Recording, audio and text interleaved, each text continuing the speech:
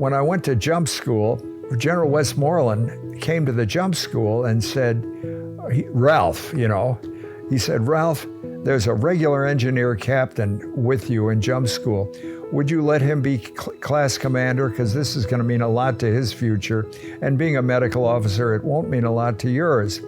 And I said, sure, sir, that's fine. But the regular engineer captain quit jump school at the end of 2 weeks.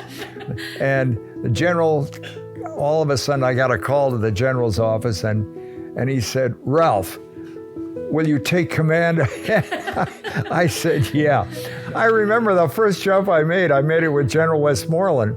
And when you're in an airplane, you have two lines of jumpers, and they're called sticks. And General Westmoreland was ahead of me, and I was second in my stick.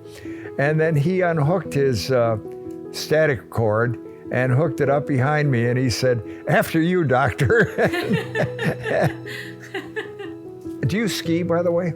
You remember if you got to the top of a downhill ski run, it was silent, and you slalom down, and the silence was so beautiful. That's the way parachuting is. It's so quiet up there. It is so peaceful. And so now the other funny story is that during the winter of 58, 59, the entire 101st Airborne jumped at Camp Breckenridge, Indiana, in the middle of the winter.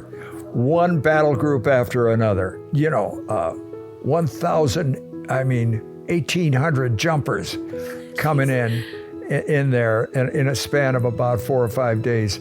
And there had to be a medical team up there constantly on the ground.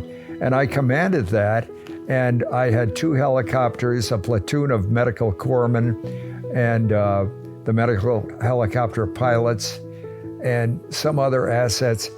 And I was riding around Camp Breckenridge in the winter, and I came to an old National Guard encampment, and there was a payphone hanging on a tree.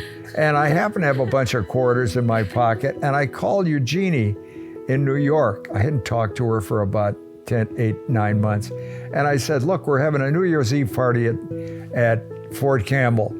Will you come down? I'll send you a plane ticket. And she did. And then we got engaged and got married. So that sums up my airborne days.